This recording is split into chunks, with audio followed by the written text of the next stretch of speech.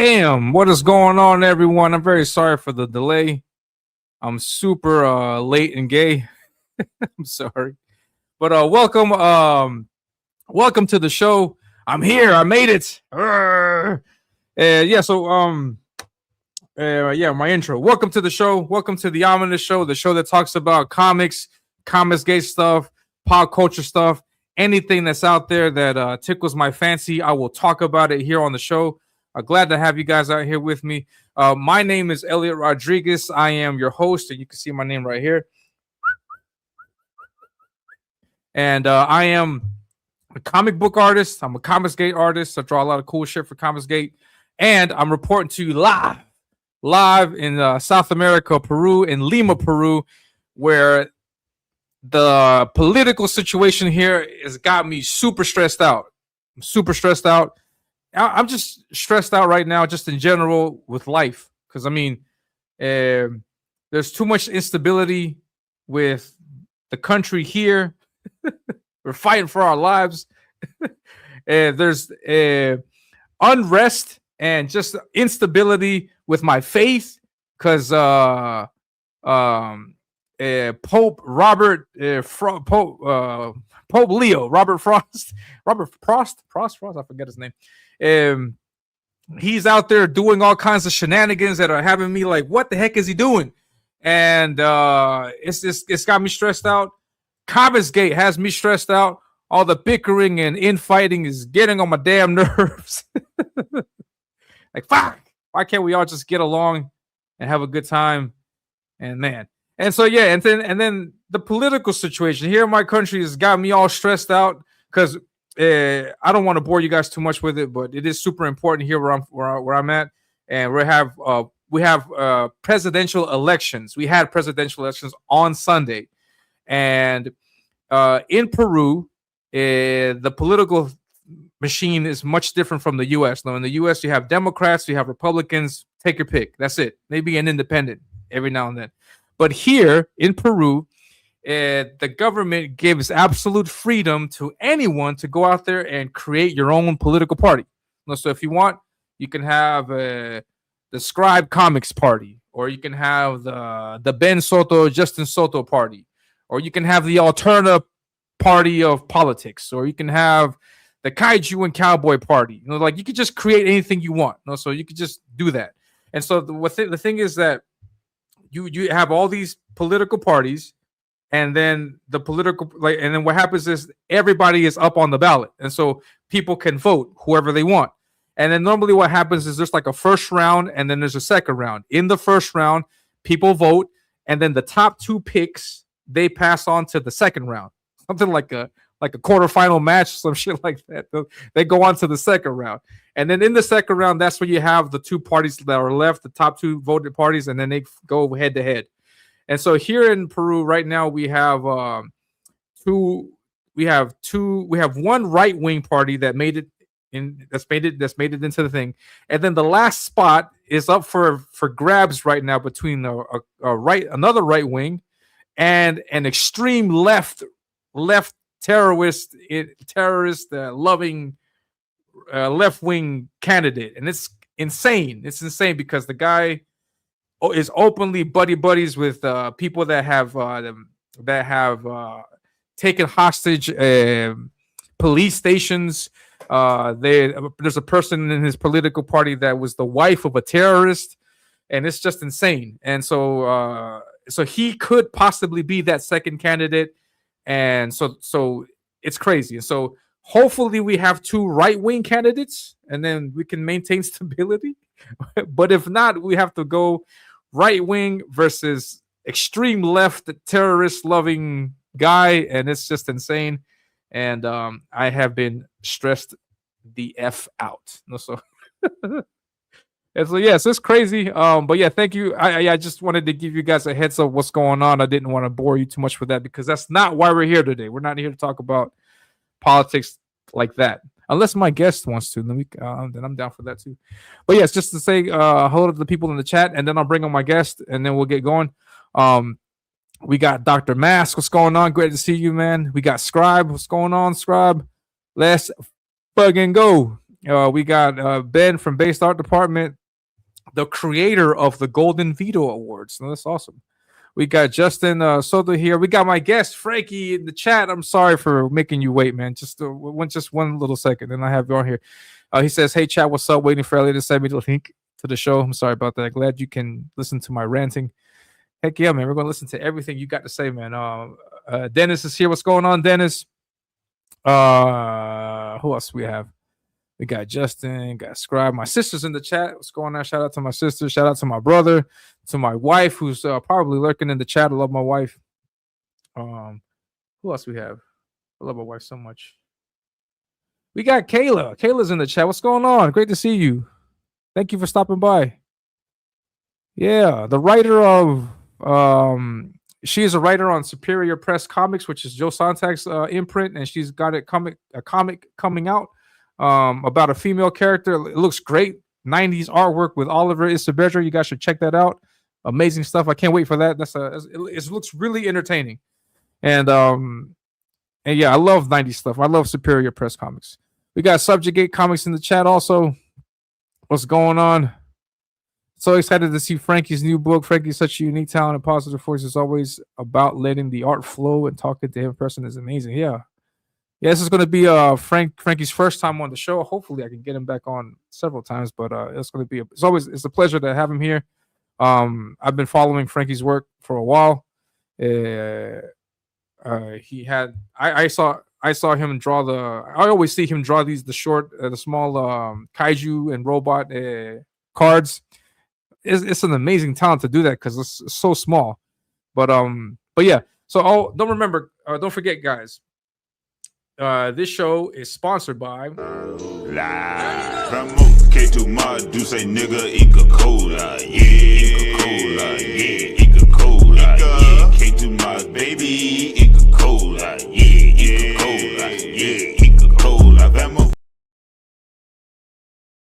Yeah, Inca Cola. Where's the Inca Cola at? Inca Cola right here. All up in your face. Yeah, I'm drinking that, and I'm also drinking a Monster. All right, so no more messing around. Let's get into it. Everybody in the chat, please stand up, put your hands together, and give a warm. Wait, here's my banner. Give a warm round of applause to the man, Frankie B. Washington.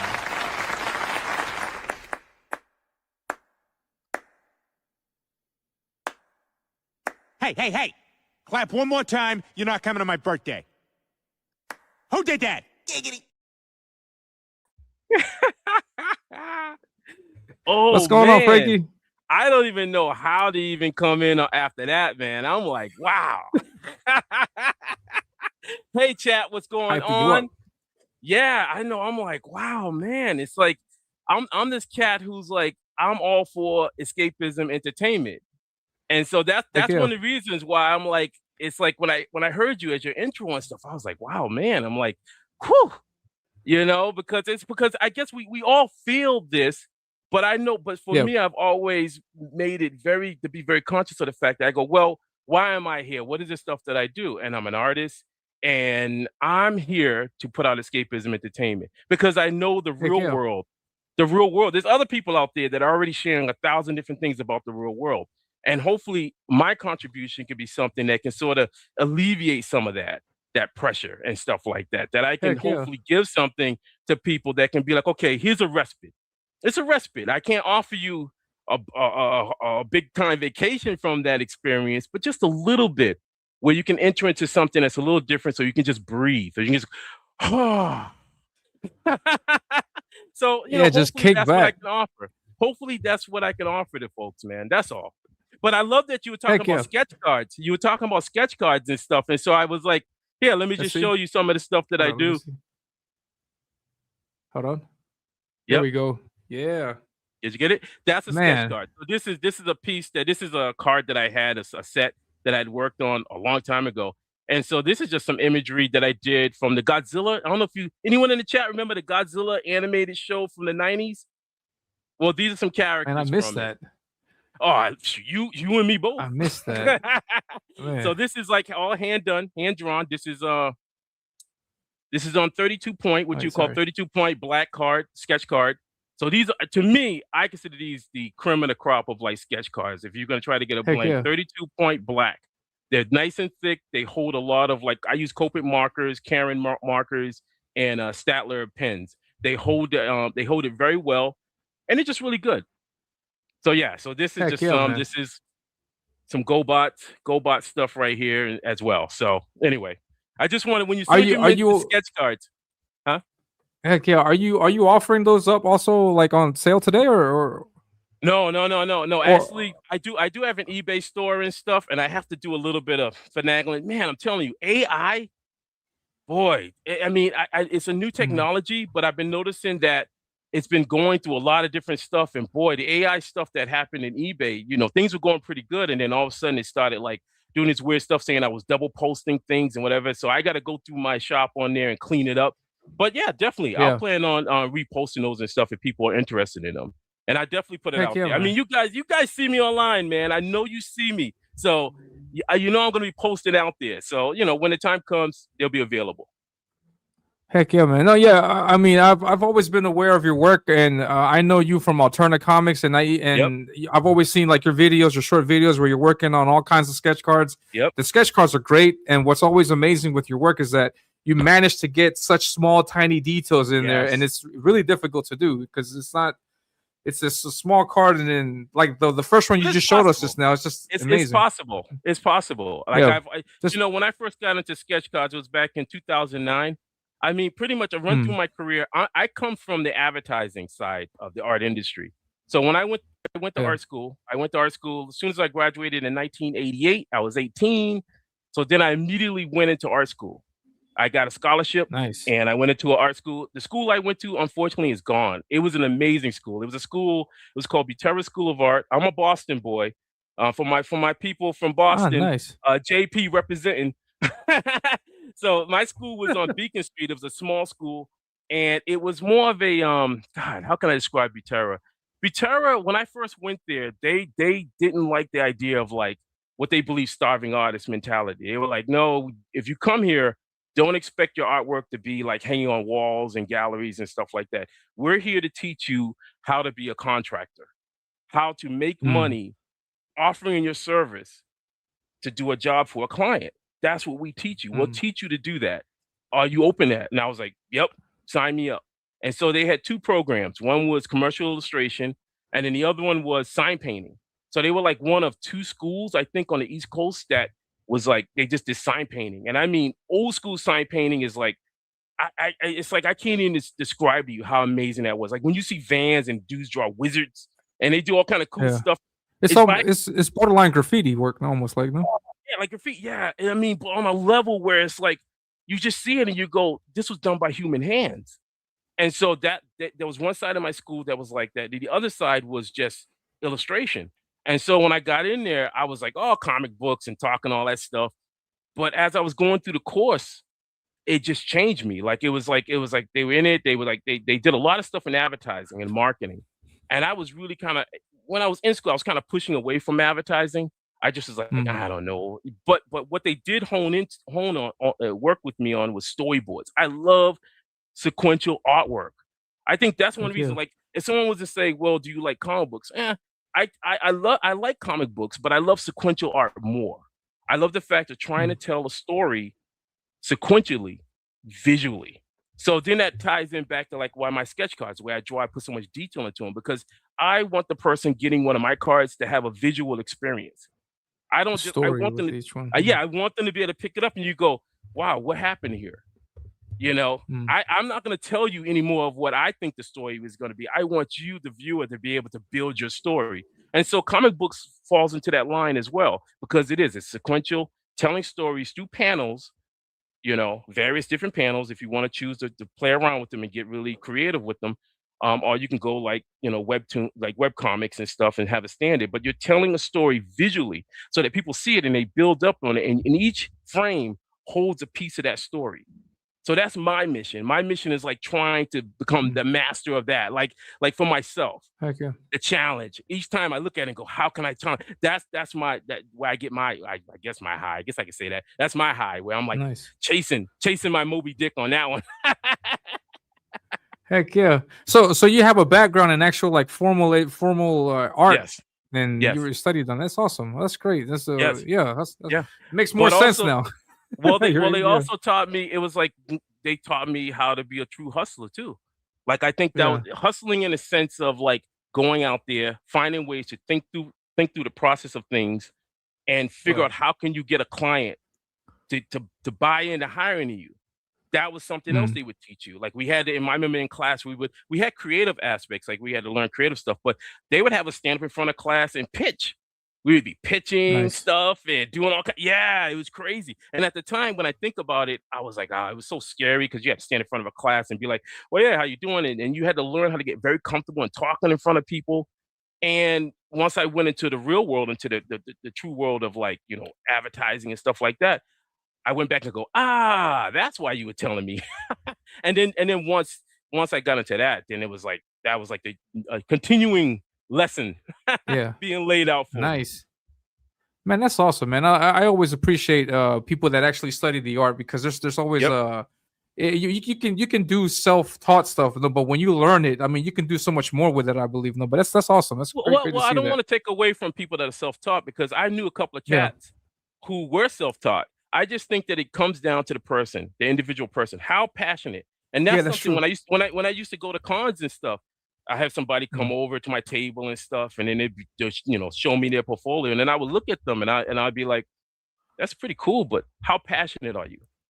And they would look at me and I'd be like, no, you tell me, how passionate are you about what you just laid out before me? Because then that's going to define where you're going to be, say the next 5, maybe 10, or the rest of your life in this kind of field. That's very true. Because passion and will help help drive the perseverance. And then with the perseverance, now you have a level of what I call the patience, where you don't go in it for the sense of like, why am I not getting calls immediately? You understand that this takes a little bit of time as you're putting stuff out, and then eventually when those doors open, you'll be right in front of that door, ready for that opportunity. Heck you know? Yeah, those are the things I'm learning. I had to learn.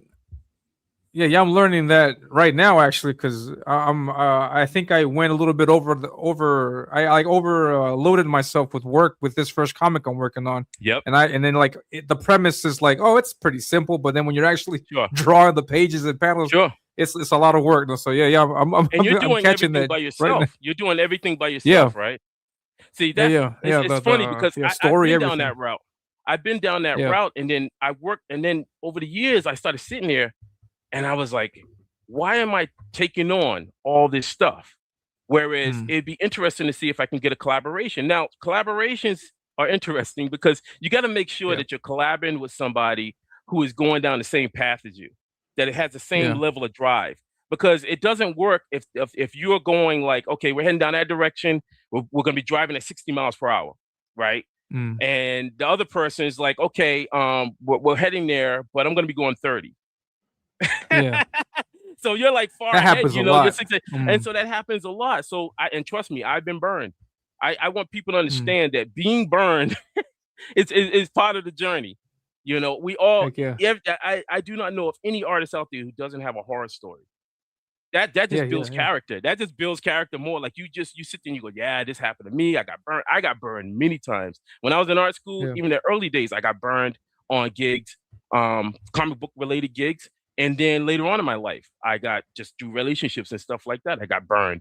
And then, I had to sort of rethink, re-strategize, and then had to say, okay, well, you know what? That's not the end all for me. I got, put a big smile on my face, keep going forward until eventually you finally meet somebody like what I have right now with Matthew.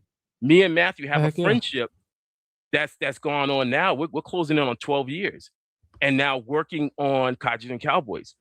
And he's just somebody who's like, man, we get on the phone, we communicate. I say we're in that same vein of Stan Lee and Jack Kirby, but in the positive way, the good way, not the bad way. Nice. That's great to develop that. I'm actually it's always great to try to find that person who's in sync with you creatively. It's not easy, and it's not easy. It takes a few tries to get right. And Frankie, if you will allow me just for a second, I host a show for about an hour or so, but I do like to put pressure on the chat to give. If they want more content, we will give it to them, but on the condition that they also pitch in. So if you guys are reading the banner, we'll give you one more hour of content, of hanging out and stuff. If only if I see at least 2 backers in the chat, please let me know. Brian's in here too. God dang, he's like Godzilla expert. I'm not a Godzilla expert. No, Brian, don't do that to me. We're gonna put you on blast. Yeah. I know, man. It's like I'm not that expert. I know some cats who know the full on, like it's insane. And like, I don't know. Yeah. And so here we have Frankie's campaign, which is Kaijus and Cowboys. Yes. And so I would like to see at least 2 backers for this. If you back the book while you're watching the show, please let me know in the chat, and then we will be sure to extend the show because we do want to support Frankie. We want to make sure that he gets our support. And Elliot. Yeah, I'm gonna make it. I'm gonna hype it up, man. And the link is pinned to the top of the chat, so just click on the link. Make sure you get yourself a copy. And now, Frankie, if I were to get a book from here, which tier, which reward would you say would be like the one to get? Like, which one would you recommend? Well, we do have the volume 1, which is all issues 1 through 6. So we have a trade paperback. 6 issues, nice. Yeah, we already got 6 issues. So actually, this campaign is for issue 8. So you can get on there. And I just want to say this also, folks. Matthew, this is where that whole thing of good collaboration. Matthew is the one who he should get praise. He's the one who runs this. He does a lot of the Kickstarter stuff. My main thing is I go online and I just gab. I'm the marketing, I guess I suppose the marketing promo of it. So I'm the hype guy. So, but he does a lot of this and stuff. So I would tell people to go for the trade paperback. And then I think we have issue 7 that you can get as a floppy. And then issue 8, of course, is a floppy. And then we also have add-ons too. So, if you want to really get into it, go for the trade paperback. Then you at least get everything. Actually, here you go. Here's the trade. How much I got the trade paper. Oh, let's see. Let's check it out. Oh, this is nice. Oh, yeah. I actually wrote on it because that's what I do. This is my copy.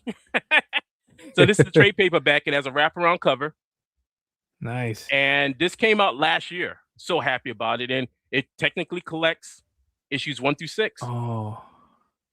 And you did all the interior work, all the sequential artwork. Yes. And I also do my sound effects. I also do my sound effects. We do have a letterer. His name is Mike Stock.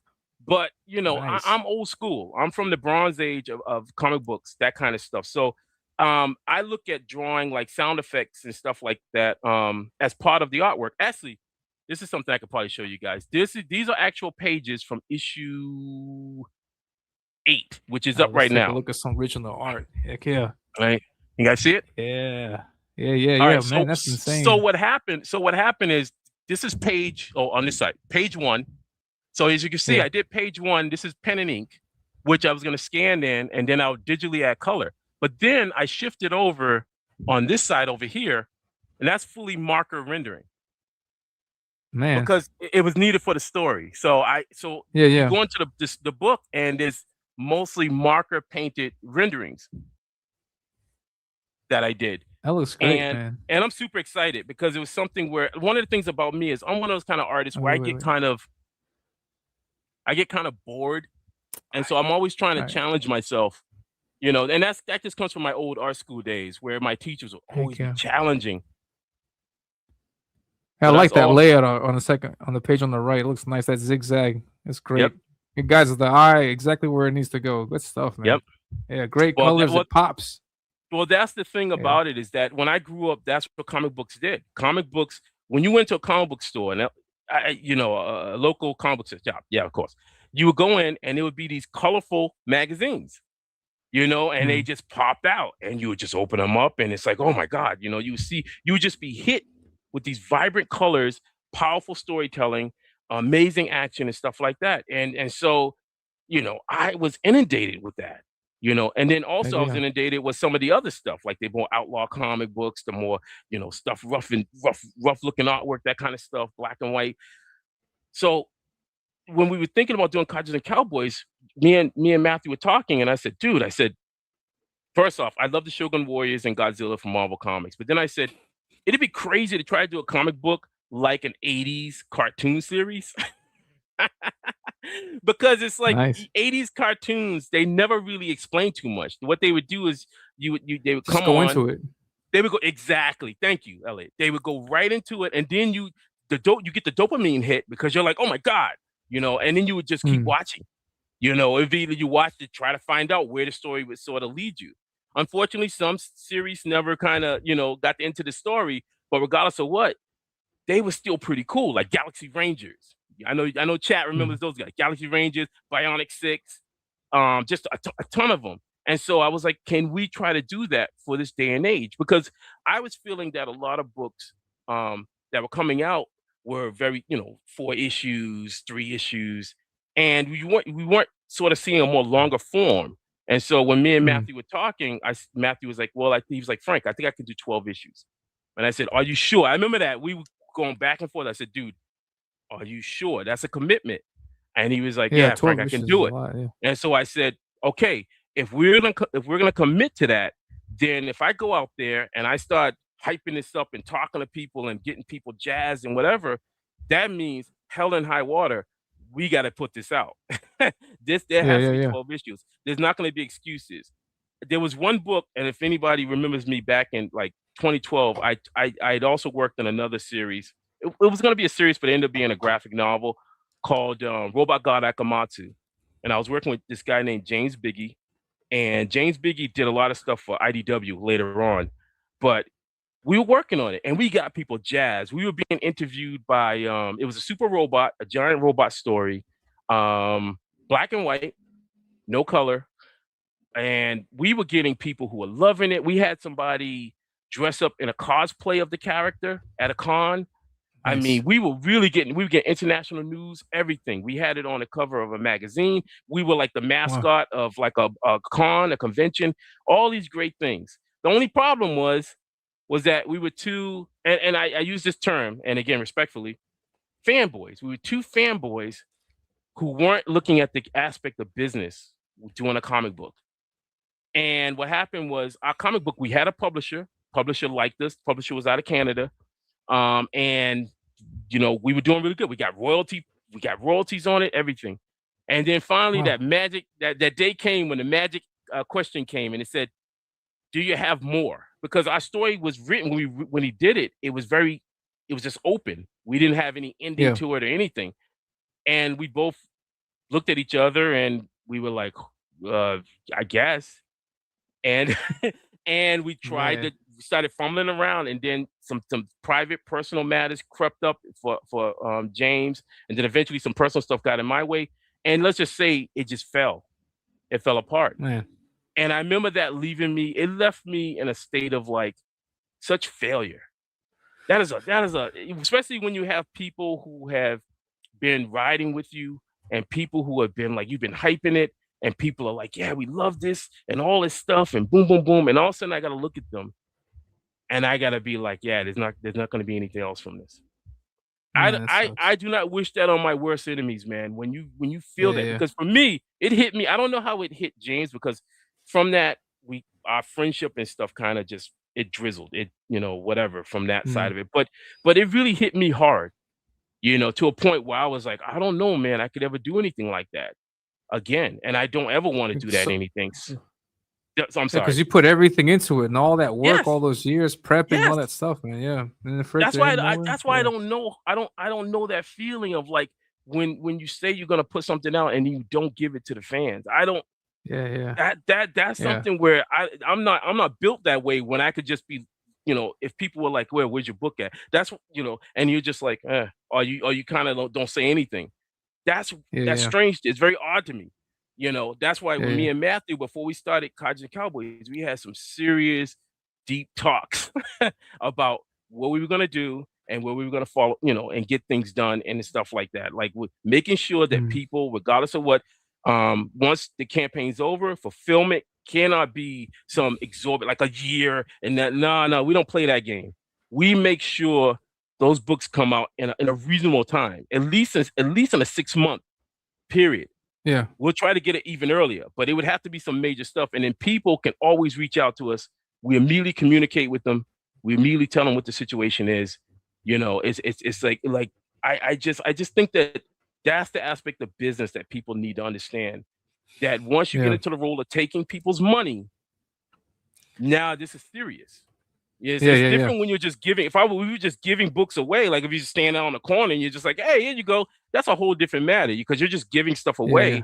And so, you feel the joy of it and whatever it makes that feel. But if you were to say, hey, buy my thing, then that's crossing over into a realm where it's like you gotta follow through, man. So yeah. Money is sacred. Yeah. That's why we've been every year we've stayed true to our Kickstarters, our campaigns. So we do April and we do August. So we release 2 books a year. And we get those books out to our riders, what we call our riders, our readers. Heck yeah. That's awesome, man. So so we got I don't know if the numbers are going up. We've already got people saying that they've backed the book. Come on. So heck yeah, man. We got 60 backers already. Guys, jeez. Look at this. Yeah, man. You're gonna make this old man cry over here. Look at Heck yeah. We already hit 2K. All right, nice. Thank you so much. Seriously. I mean, the thing about it is like we are indie, and we're also in a niche. I mean, it's like you sit there and you say, how many people read or like kaiju comic books? How many? Yeah. I mean, we're not doing superheroes. We're not doing a superhero book. We're not doing horror. We're not doing like fantasy. We're doing a book that's that's pretty out there. It's pretty strange, pretty weird. When I created the Hunter bot, when Matthew first said, "Oh, Frank, I want to do this cowboy robot," I immediately was like, "Boom! It's gonna be Clint Eastwood, and it's gonna be a mixture of Jet Jaguar because I love Jet Jaguar from Godzilla, and then Jack Kirby's Machine Man." I said, and I saw the images in my head, and then immediately in my brain, I was fusing them together. And then finally I touched it off and I said, he's got to have dreadlocks because just saying. I dig it. But so I love that. And that's how Bwin came into existence. But I mean, it's a weird, strange story, but I like strange stories. That's what I grew up on. I grew up on weird stuff that was sometimes really strange. I love superhero stuff. Don't get me wrong. I mean, man, I love superhero stuff. I love horror. I love all that stuff, but I wanted to show something a little, different. I always see people talking about manga, and I love manga too. I love manga. I love anime. But I feel that here in America that there have been some Western artists that have done some great jobs doing almost like their own take on manga. I mean, you have guys things, like who was the guy? There was a guy in Marvel. Oh, you know it too. He drew like an anime kind of style. Joe Mad, yeah. Madura? Joe Mad. Yeah, I consider him one. Madureira, yeah. Yeah, him. I consider him one. I consider Adam Warren.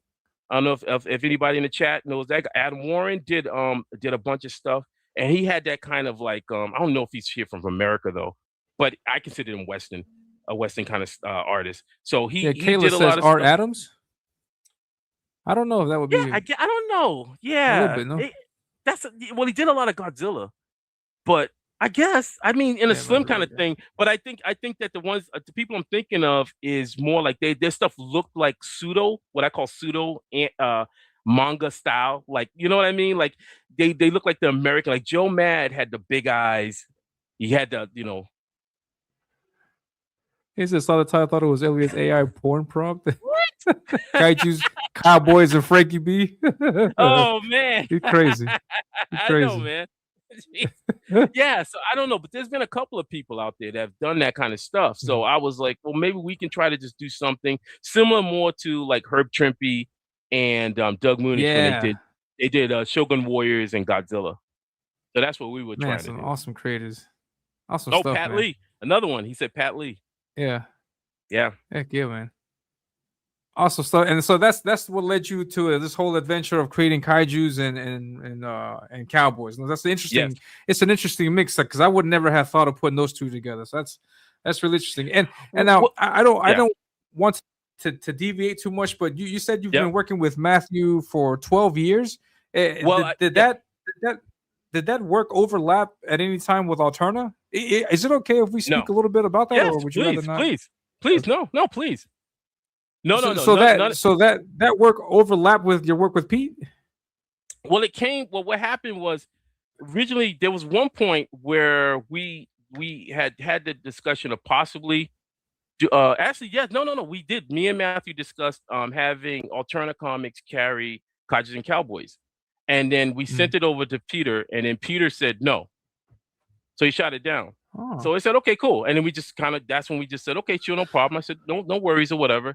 But the thing about it is one of our stories, and we have a one shot that's happening in the campaign right now called Team KS1.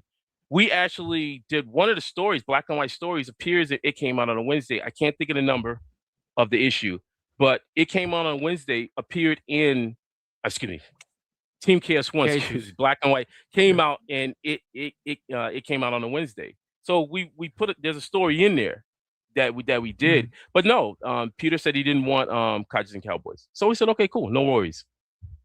And that's not necessarily like any jabs at it, because maybe just like creatively or something like that. No, because the IP is great. I mean, the success is there.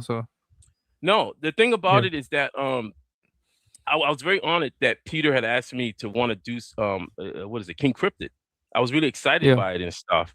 And I've known Peter, boy, it's been off and on. Now, when I say I know Peter, it wasn't like I went up and hung out with him and stuff like that, like at his crib and stuff, and vice versa. It was more like when we went to shows in New England, I would see Peter off and on during the years and stuff. And it's like, hey, what's up? And he would talk and whatever. And I would hear certain things about Alterna Comics.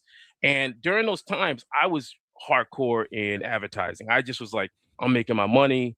I like comic books, but I'm making my money. And my mindset was like, he kind of knew that it wasn't, if we were going to work together, he would always be like, oh, Frank, I'd love to have you do something or whatever. And I was like, well, this is how much I would probably have to charge you and stuff and whatever. And I was very hardcore on that. And he was just like, no, I can't afford it. And I said, all right, no worries, man. I said, one day it may happen, no, but still, like, I respect the fact that you're doing what you're doing, that kind of thing. And I would see him off and on. And so that's how we had our kind of relationship.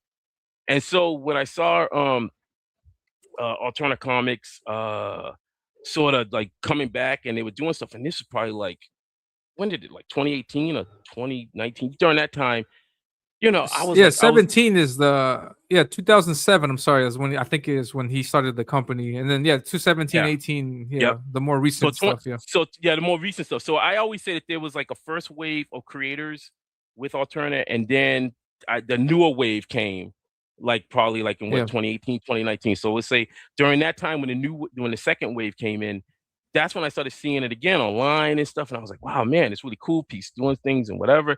And his message was very positive and stuff like that. And it seemed like a really good thing for the indie market. Like, it'd be kind of cool to see somebody kind of rise up and whatever. So, I was like, when I see anything like that, I get excited for. And for me, I'm not asking anybody to whatever. So if I feel an emotional kind of thing toward it or whatever, then I say, I don't mind sharing that or whatever. And if I feel really like the person's doing something, you got to be looking like you're doing something. I don't just do it for everybody, but if you look like you're doing something, then okay, cool. I'll shout it out. And so that's what I was doing. And then Bingo Bango led to, it came out on a Wednesday when I did something in there. I did Frank and Gore. That was a small story in there with John Freeman. And then I also did some Legends of Log.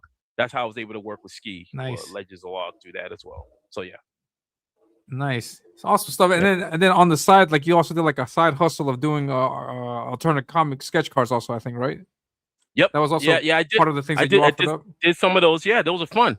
Yeah. So eventually I when I get them back on my shop, I got a ton of Alterna cards. Because again, there was so many creators. I still have, I forgot what year that was, but I still have a print. I think it's a print that all of the second wave of creators I think mine is. I don't think Brian made that show, but they went to Keith Gleason's Plastic City Comic Con where we all signed it. So and we all Nice. signed it, and we all got copies. So I still got that, like in my Oh, in that's my awesome. collection and stuff. Yeah. So Yeah, shout out to Keith Gleason also, man. He's another great creator. Mighty another great Mascots. person. Yeah. Yeah. I mean, stuff, man. He's a it's just the thing about it. It's just there's this sadness. There's a sadness to see how things have all led to this point. You know. Yeah. I was talking about that a few weeks ago. And you were outspoken about some of the things that I was commenting on, though, because I got into looking everything with indie comics around 2020, 2021, and from the beginning of what I've been seeing, Alterna has been there. It has been a staple. It has been a cornerstone for many comics and creators, and to be part of that group that you guys form. You, Brian. Tyler Wentland, Spencer, Keith Gleason, Daily, Rob Spencer. Geronimo. Yep. Yeah, all these guys. This is a great pool of talent there. I first met Fabrizio at the con with Spencer. Yeah, Fabrizio also. I think Fabrizio dropped in. Yeah, I mean that. It's just one of those things where when I started posting a thing about because I literally, and this is just weird universe timing, but I had just finished a couple of weeks ago listening to an Audible about this biography done on Stan Lee that was called The Rise and Fall of Stan Lee. It came out in 2021 from and literally I'm looking at I'm trying to remember what the name of the author what is it called? Josephine Reichman or something like that. I know I'm just destroying the name, but anyway, and I remember listening to it as I was drawing, and it's one of those things where, and I told anyone out there in the chat, if you get the book, read it, man, or listen to it on Audible. It's one of those things where it makes you sit there and you go, wow, man, Stan Lee inspired me. He inspired thousands, if not millions of other people. Stan Lee, this image, this character inspired so many of us. And then there was the man. And the man is not what the character was. And it's actually sad when you start hearing about how the man, Stan Lee, the man, didn't like comic books, how much he didn't like it, how he didn't like stuff like anything to do really with comic. Like he wanted to be at a different level. I think more so in film. He wanted to be in another kind of different place and stuff. It's like he fell into comics unwillingly, Exactly. And I think that it was because of Jack Kirby. I think Jack Kirby was one of the forces, a major force in that whole kind of relationship that they had. I think that, I think Stan Lee was able to take some of the stuff that Jack Kirby was doing, like his layouts and stuff like that, maybe even some of his notes, and he was able to build off of it. To me, it doesn't really lessen a lot of what Stan Lee contributed to a lot of these characters and stuff like that, but it does make you question this. You sit there and you go, wow. And you go, okay. So as I'm listening to it, then they start talking about all this stuff, how he treated all these talented people, these artists, and these writers, and it's just like, man, it made me sad. I'm sitting there drawing, man, and all of a sudden I'm just stopping for a moment.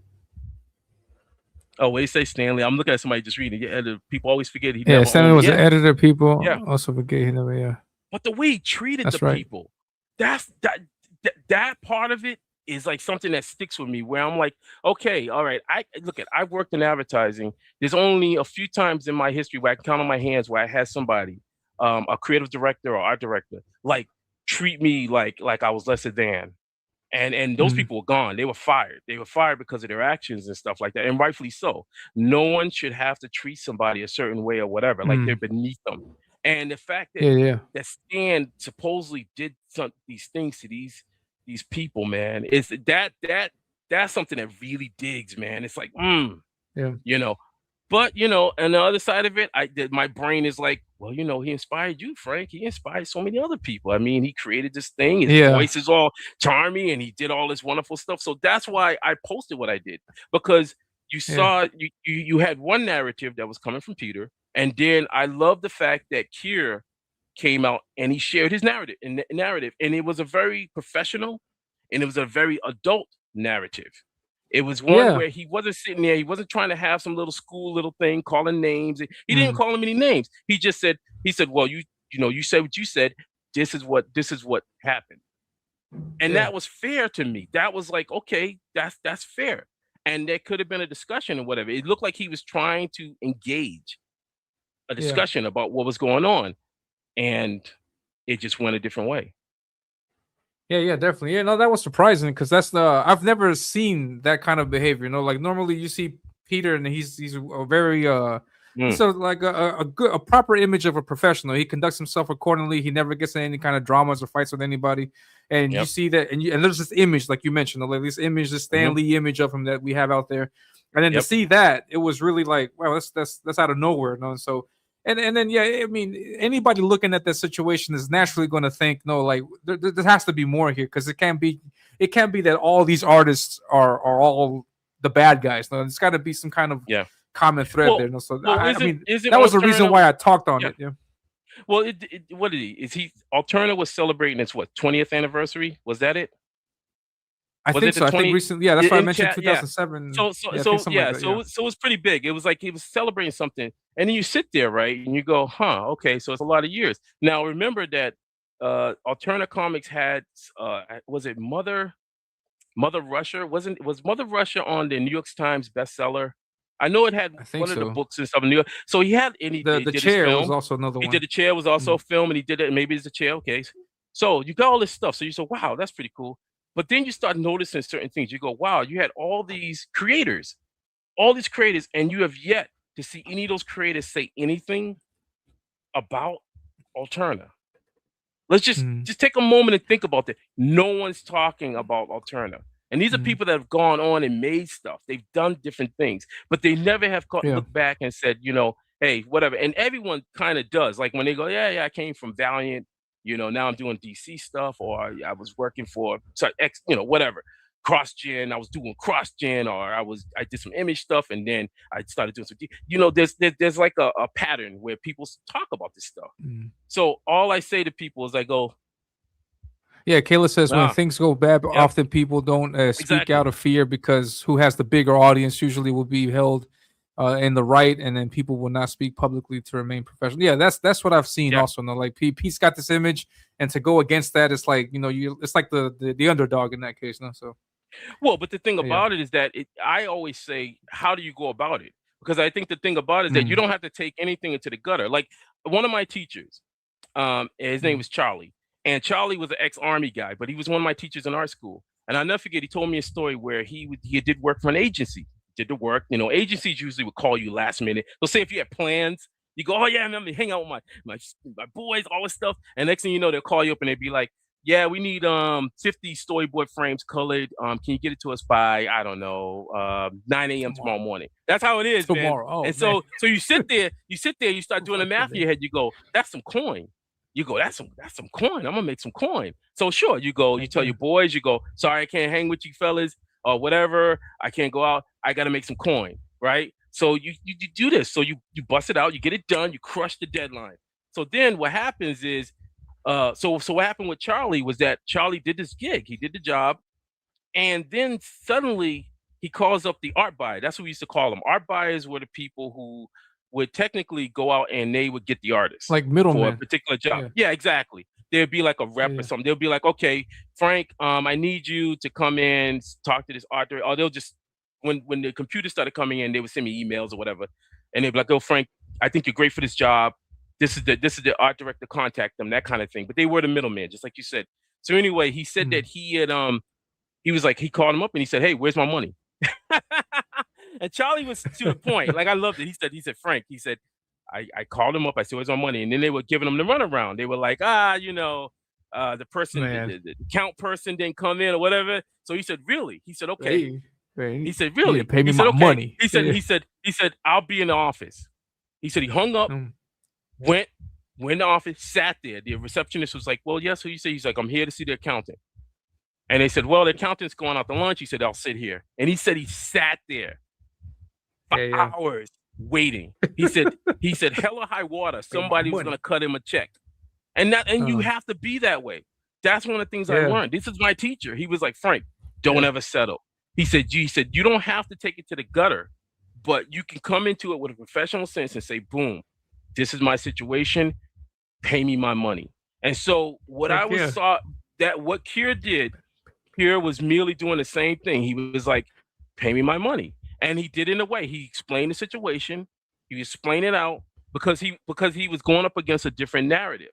And the thing about it is I think that narrative has been said many different times. And unfortunately, a lot it really has put a stain on some of these creators out there. Because not only the thing about it is many people watch this on the alternative shows. That was genuine stuff. If you know Rob Geronimo is the coolest cat around. You know Brian, they're all here. All of these guys. We used to laugh. We had a great time. What you saw was very genuine energy and stuff like that. How does that switch over to this other point where now they're losers? Now people are such and such. I mean, he's not answering my phone calls. He doesn't want to have a conversation with me. He just shut me out completely. Yeah, that's strange. It's like, it's like, come on, people. Come on, we could do better than that. And especially when I see people say they're rooting for artists and saying they're rooting for creatives and stuff like that. This isn't about bashing, dude. It pains my heart to see alternative in this situation. And I'll say that strongly. It pains me because to see that level of work, the idea, the concept of what he was trying to achieve, the dream of that, it should, everyone should feel pain. But it's just like the kind of pain I had listening to that story about Stan Lee. It's still there's part of my brain that can't wrap around the fact that this man didn't like comic books, or most likely didn't like them. Thought it was whatever. You had a different kind of viewpoint about it. When you would look at, I would think of Stanley. I'm like, this guy is really into comic books. He's really passionate about it. He loves it. He's such and such. That's the old me would be thinking about. So now you got this other counter story where most likely he didn't. And then you start seeing some of the behavior of the years, and you go, yeah, he was really into the movies and this stuff. It makes sense. Yeah, it adds up. The arithmetic. You go 2 + 2 is 4. 2 + 2 ain't like 300. It's like you start putting things together, and it's like, so this isn't about trying to cut down people. I hope that somehow he's able to maybe do King Cryptid. I hope that King Cryptid can focus and figure out stuff, because I also want to put this out there, to everybody watching, anybody, Pete, if Pete's watching this isn't meant to like bash Pete, because I mean, despite everything that has happened recently with the fallout, like all these creators leaving, like you said, it hurts to see Alterna like this, and I want to see Alterna thrive and go back to what at least what Pete envisions it to be. And so, this isn't meant as any slight or jabs at Pete, but I wish him well. I hope he does great. But so I just hope that he doesn't walk away thinking that we're openly bashing him like that. That's not the idea. No, that's the messed up part about it, because it's all about perspective. One person can hear us saying one thing, and another person can be like, that guy was that guy with the dreadlocks, and he's sitting up there with a big smile on his face, and he's just like, he's that's not the idea. No, we don't want to do that. And to that point, I just go, I remember another one of my mentors once said, Frank, look, this is human nature. Human nature is that most likely people, there's always going to be someone who's not going to like you. For the reason. True. They're just not. They're gonna be like, I don't like your name, Elliot. God, Rodriguez. I don't like that. Get some. I don't like your glasses. I know it irks me. Oh, this guy got dreadlocks. Yeah. It's like human beings will always find something that they don't like. Hey, Roy, what's up? Yeah. Yeah. Roy, what's up, man? Roy, actually, that's the cat. Roy, right there. Roy Cover was the cat who did sketch cards. Yeah, he does a bunch of them too. He did sketch cards back in the day. He was him, Lock Lim, Julio Nar. Those are the guys who I saw. Like, they were drawn when I first got into sketch cards in 2009 through Five Finity Productions. I started seeing their artwork, and these cats were like, respectfully, when sketch cards, you used to see people just drawing headshots. They would just draw headshots. No disrespect. I mean, everyone's got their thing. But then I start seeing like Roy, and then Lock Lim, and Julio Nar, and then Sana, just a ton of them. And they were just drawing out these full-on scenes. And I saw that, and figures. I was like, figures, full-on scenes, environments, and everything. And I'm looking at that going, all right, I got to step my game up.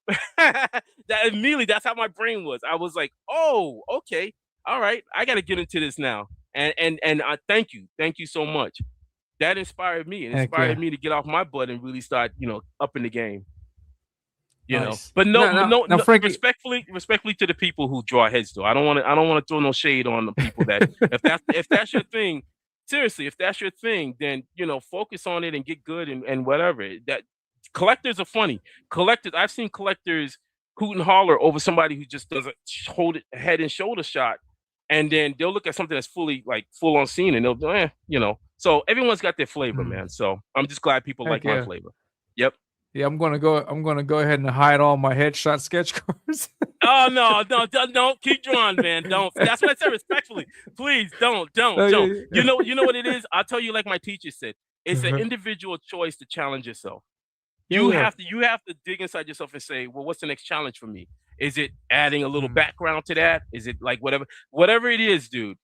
You got to do it yourself. This isn't about Yeah, that was the impressive thing about your sketch cards, because normally, like you say, they just do the big headshot. It's a safe bet, but you put in figures, you got buildings in the back, you got colors, you make things pop. You also work with the logos. You pull out the logos to the front, and a lot of great stuff with that, man. And those are the cards that I want. I'm sorry, but those are the cards that I want. I'm a collector too, so when I draw, I think of myself. I go, well, what would I want? And then I do it. So anyway, go ahead, man. I'm sorry, Elliot. Go ahead. Yeah. And then Roy does some of that stuff also. He puts in full figure females in there, all the characters. He does great detailed small work. Yeah.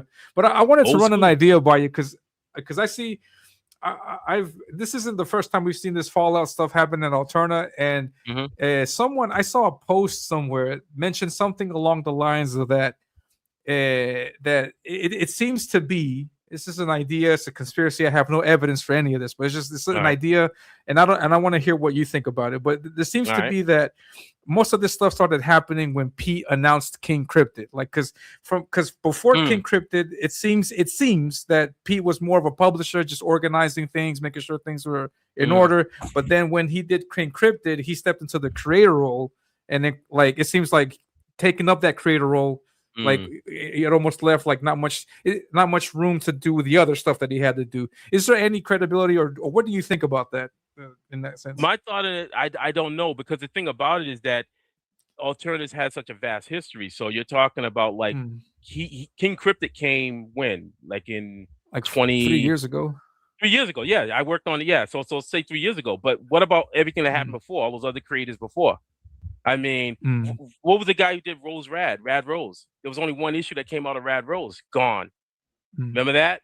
Rad Rose came out briefly and then it was gone. And then so there's been other things that have happened. So I don't know. I think that's a conspiracy. I think that how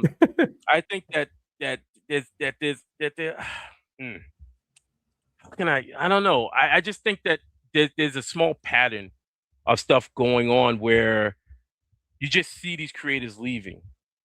And so I think they far excel. I think that if anything, it might, I don't know. That's a tricky one. I just don't know. I just think that I look at the pattern and I go, there's been a ton of creators that have already left already, way before King Cryptid ever came out. So yeah, that is true. So is the possibility that it sped up? Maybe, I don't know.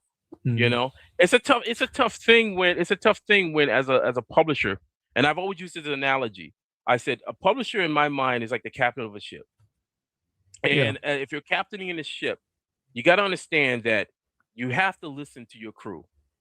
A good captain will listen to the crew. They'll be able to delegate. They'll be able to communicate with the crew, and they'll ensure that wherever the ship is going, they'll make it to port. Okay. If the captain is taking that ship toward a storm, and the crew screaming at them saying, "This is a storm, Captain. Maybe we should not go into the storm," and the captain says, "I don't know. I'm still going to stick with it and I'm going to try to power through it." I think in some cases you may have a mutiny. Because these people are like, we want to go home. We want to see our loved ones and such and such. And you're not listening. You're not hearing certain aspects of what we're trying to tell you, Captain. Maybe if we took the time, maybe we could try to divert around it or whatever. Do we need to head straight into that storm where most likely we may not be able to make it out of the storm alive? So to me, that's probably a closer analogy.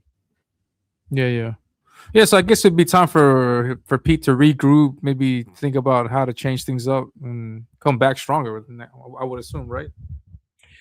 I think the thing about it is that I think he's a talented person. I think that one of the things about it is that take some time and then try to just try to reshuffle, try to figure out what you want to do.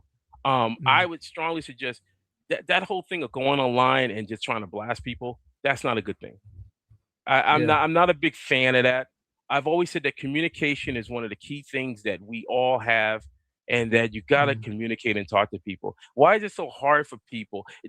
When Kier put out his message, he said that he wanted to get into a conversation. That's what I Mm. read. He wanted to get in a conversation. It seemed reasonable to me. When any kind of issues I've ever Yeah. had with art directors or creative directors, any director, if I had an issue with them, I could either get them on the horn on the phone or Yeah. with technology like something like this where you're talking to them on Zoom or something, and people get to see that you're a human being. I think that when Yeah. people start doing emails and texts, that I hate that dehumanizes. stuff, man. Yeah, the same Yeah. here. I'm not writing a novel in an email, man. Yeah. And I'm sorry, man. Yeah, And it's what it does, redundant, man. Just get on the phone. Yeah. it dehumanizes Mm. that interaction. To me, that takes you further away.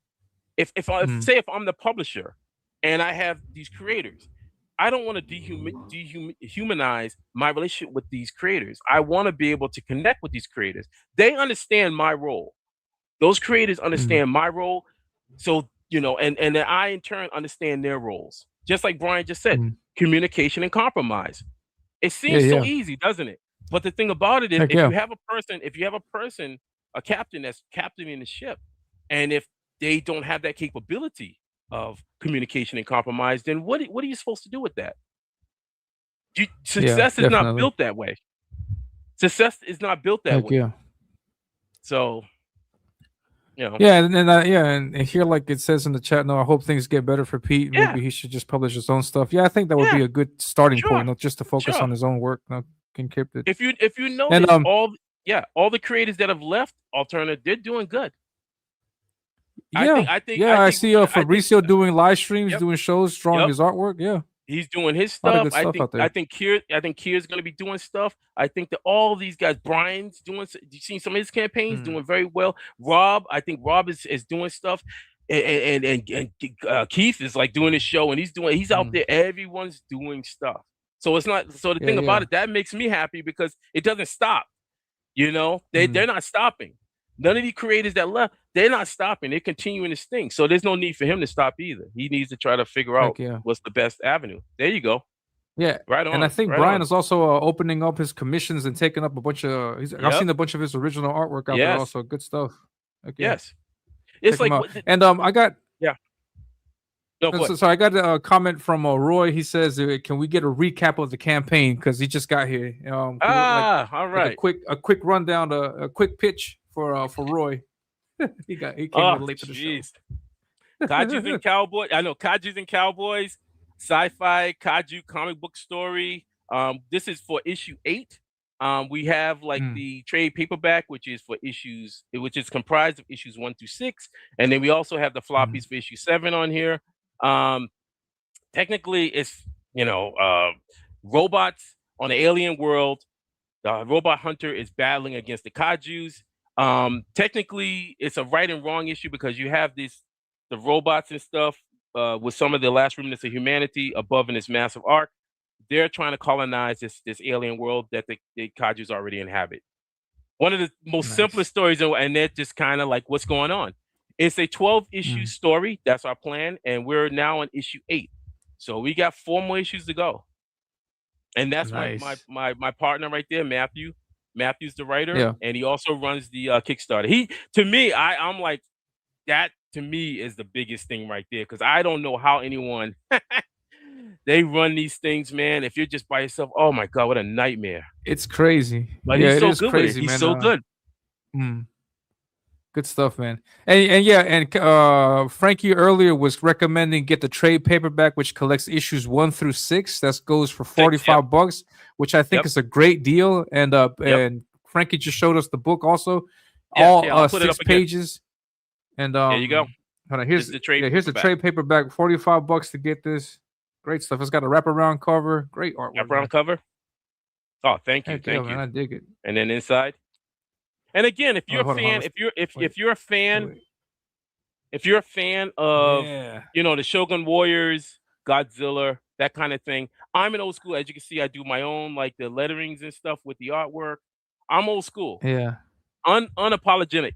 I Heck feel yeah, that man. flavor is still out there, It is. Yeah. And I also doing commissions. I always tell people the best commission that you can probably get is through these campaigns. I do sketch cards and I do the sketch cover. Mm.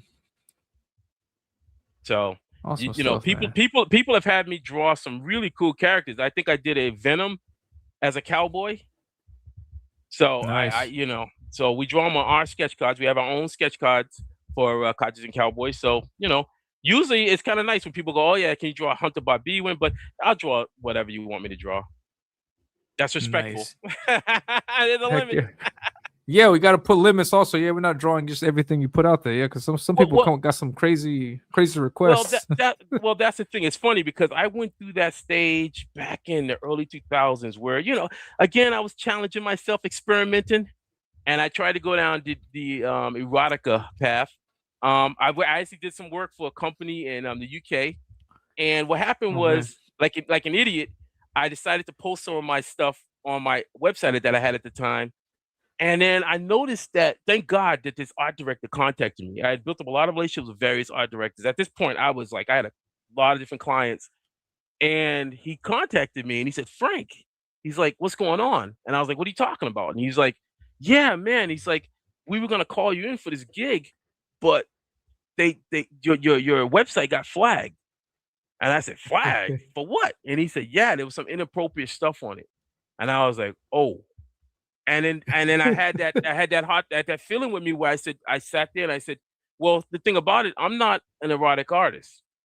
That's a whole different kind of niche. Like if you're gonna be an erotic artist, then that means you gotta really be into that world and you gotta build your fan base up, and then that's a whole different animal." I was already at the top of my game in advertising. So for me to do something that would jeopardize that would be like monumental wreckage. So what I did was I killed that stuff quick. I was like, boom. I said, "Oh, dude, no. I killed it." And I said, "I'm never gonna do it." And I stopped. And then I said, at that point afterwards, I said, anything I draw, I want kids to be able to look at it. I want everyone to be able to look at my work. Yeah, because surprisingly, no, it's easy money, but then at the same time, it closes so many doors you had no idea that were there. Yeah, and you got to think about the art industry is the art industry is bigger. I mean, when it's funny when I think about people who are comic, because I used to hang with some comic book artists and stuff back in the day. One of my buddies, Rob Stowe, was from Massachusetts, but he moved to New York. Rob unfortunately passed away last year. Rob was an inker. He did a lot of stuff for Marvel and stuff. And then another person I know too, Lewis. Was it Lewis Jr.? Oh my God, why can't I remember Lewis' last name? But anyway, he was also another artist who passed away last year, and he worked in the art industry. Jamal Igle, I used to hang out with those guys up in New York. There's a ton of people where they were artists that they were doing comic book stuff, but then it's like some people struggle with the sense of trying to get beyond the comic book stuff into other realms so you can make extra money. That's why you started noticing a lot of artists, like Joe Mad, for instance. Joe Mad got into gaming. When games started getting big, I think he made the transition over because there could be a lot of money made in those kind of fields, more so than comic books, and with less headache. That's true. Yeah, that's true. Think about some of the money they make, where it's like, your deadlines may get a little extreme, but man, you think about that. Your deadlines, you have an extreme deadline for like one gig, and that happens like every few months, and you make more money than you would have made on a comic book. That's how sometimes it's like, wow, you start like, but then the other part of it is I love the sense of sequential art. So that's always the thing that kind of pulled me back where it's like, yeah, comic books, man, being able to tell it. That's what inspired me as a kid, so this is that other part where, yeah. I'm sorry. Now you mentioned when you mentioned sequential story art, like I immediately go to comics, but I'm sorry. The other thing that I also think about is like storyboarding for movies. Like when Yes. you say sequential art, are you referring to like movie storyboards? Yes. And Yes. I did storyboards for film too. nice. Yeah, I did. I Oh, did. nice. My name actually pops up. There's 2 films that I worked on. This is early in my career. There was one movie that was Yeah, yeah. filmed in Boston called Squeeze. It was filmed in Mm. Dorchester. And if you watch that movie, my name is as storyboard artist is on it. And then the next one was Next Stop Wonderland, which was Brad Bird, one of his early films. And I have a Wow. credit for storyboard artist on that. And it was cool working with Brad because we were on the blue line. And I remember he was like talking to me really frenetic and stuff. And he was like, draw this, Frank. Yeah, the woman's gonna get bumped. And I'm like sitting there drawing these rough sketches and stuff. So Nice. I actually like that kind of energy, man, where it was like really quick and stuff. But yeah, storyboards. I did a lot of storyboards in advertising, worked in production as well. A lot of storyboards, keyframes, that kind of stuff. Yeah. And I love Wow. that stuff. It's all And fast thinking kind of stuff. Yeah. you prefer doing that over comics because of the speed? Or... Well, I mean, you make a lot more money doing storyboards. Oh yeah, okay. I mean, you can charge Nice. per frame, but no, actually, I would say I prefer comic books. What the pros of comic books that I love that I was lacking Yeah, from the other stuff was that the fans. yeah, Because yeah, let's yeah, be honest, I don't have I didn't have when I work on Dunkin' Donuts or Gillette and anything, I didn't have people outside rooting for my my tremendous layouts. yeah, Man, you yeah, did a great job with that truck, man. And Gillette, oh my God, the razor blade. Oh my, I remember working on the campaign with Tiger Woods. Oh, was it? It was Tiger Woods. And it was like, I've been shaving every day since you put that out, man. yeah. And I remember like working on it and working on the campaign, but it wasn't like something that anybody, regular person would be like, wow, dude, that's the greatest. No, but comic books, you got people who make the investment of reading. Like they can pick up this Yeah. book and be like, yeah, that's your artwork and stuff and whatever. So there's a different kind of like thing, So that, and I think my teachers saw that when I was in art school, where they were like, because they were surprised when I left art school, I didn't have any comic book pages. And my teacher asked me that. He said, Frank, what happened? I said, I don't know. I was going to that stage where I was really doubting the fact of comic books, but there's still that part of it, man, where you have somebody come up to you, which I've had. I've had people when I did shows and stuff back in the day where they would come up and they'd be like, yeah, I got your first book, man. I introduced this to my kid and he's all excited. And I'm sitting there like, dude, I had one guy come to a show, actually the one with when Peter and Oliver Saw Turner was at. And it brought tears to my eyes, man, because this guy brought up one of my very first comic book that I did, self-published, that I did, create-own comic called Peace. And he actually had a copy of it. And he brought it out, man. And I just lost it. Because you never think that somebody's gonna the impact of that. Like somebody actually has something of yours. And it's funny because I've experienced that when I got to meet Herb Trimpe. When I met Herb Trimpe a couple of times, when I walked up to him and I was all like, this is the person that got me so such and such. And he just reached over and touched my shoulder and he said, hey son, how you doing? And I'm like, huh, you the guy freaking out and stuff. And he's like, well, what do you do? And I was like, yeah, I said, I'm into advertising. He's like, why, you do advertising? Yeah, but you're cool. And it was weird because he was like, yeah, you do advertising and stuff. And I was like, yeah, but you're cooler because you do comic books and you're such. And he's like, oh man, I had so many great conversations with Herb. I even called him dad, man. So when he passed away, that was a tough one. Yeah, man. Yeah, I got to meet one of my heroes, man, and I got to tell him how much his artwork really meant to me, man. And it just, I don't know, man. I don't want to get all like man, such awesome, and such, but it's powerful. It's powerful stuff, man. So that to know that maybe as I get more gray in these dreads, man, that some kid or something comes up to me and goes, this is the reason I got into the art industry because I saw what you were doing or whatever. That's heavy stuff, man. That's heavy stuff. And and apart from Herb, are there any other people that have also influenced you in a similar way? Jeez, Go Nage, who did Mazinga Z, Jack Kirby, of course. John Byrne would probably be the next one, who was a huge influence on me on his sense of storytelling, his dynamic sense of like, just like you could take a John Byrne page and just, I always said that, like take his page, break the books apart, put them on the wall, and then say, film that. And because his level, he was like, to me, he was almost like a disciple of Jack Kirby, in my opinion. I feel like he was Yeah. like the 80s version, like the huge disciple of what Jack Kirby was doing, but he took it to the next level where he would draw out these scenes, and there was no sense of skimping with John Byrne. John Byrne would draw out everything, and I love that. I love artists. George Perez is another one. Got to meet George Perez briefly, but he was a cool cat. Super detailed, his artwork. He drew out scenes. He didn't skimp on it. Who else? Mike Mignola. I got to meet Mike Mignola and talk to him. He schooled me a little bit on my darks, negatives, and stuff. I was at his show, and he schooled me, and I was like, thank you, man. Another great one was what's his name? He did a lot of war stuff. Joe Kubert. Oh, Kubert. Joe Kubert. Yeah, I met Joe Kubert at a show, and again, he's a teacher. He came. He said, "What are you doing, son?" And I was like, "Yeah, I'm in art school and something." He's like, "He's all right." He said, "Let me see what you got." And I said, "Yeah." And he said, "Okay." He said, "I see." He's like, "I see you like." At that point, I was doing a lot of heavy. My strokes, my pen and ink strokes were very heavy and stuff. And so he was like, "Well, keep playing around with some of the, cross hatching, that kind of stuff. Don't be afraid of like really mixing that in there and stuff." But he was a really cool, like, just, like a teacher.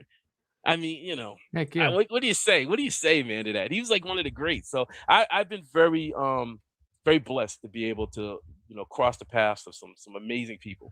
I saw like a few days ago, like an amazing like film clip. I don't know if I could find it. I don't know if I saved it or not, but it was an amazing clip of Kubert and Neil Adams and Mobius together filming some kind of French thing. I don't know if you saw that. Amazing. No, please send me the link, man. Because Neil Adams. If I could find that. I saw him a few times too, but usually he would have a bunch of tables and he was always like whatever, but very quick. But yeah, he's another classic. Mobius. Oh, so that's what I mean. There's so many. Yeah. There's just so many. But I would say like the key ones, that group, Herb Trimpe's in there. Oh, Frank Robbins. Frank Robbins is one of the rare artists that a lot of people don't remember. He did a lot of, for me, that I know of the not the Inhumans. He did come on, Chad, help me. He did Captain America. The Invaders. He did the Invaders. The Invaders.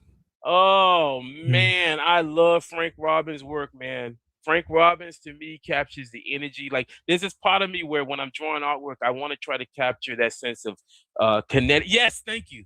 The Invaders. He did a lot. He has a lot of energy in his work, like the drama and dramatic. The kind of I can't even describe it, but he could do it in his work, man. So, and I loved his style. And so he's another one that I would be like, yeah, dude, it'd been really cool to meet that dude, cat. I found the clip. I want to check it. Let's check it out. Yeah, let's check it out. Let's check out this. This is Neil Adams, Joe Kubert, and Mobius, like doing some kind of like French. It says, they are drawing a collage on French television 1972. Just like the massive amount of talent in nice. This clip right here. Look at those hairstyles.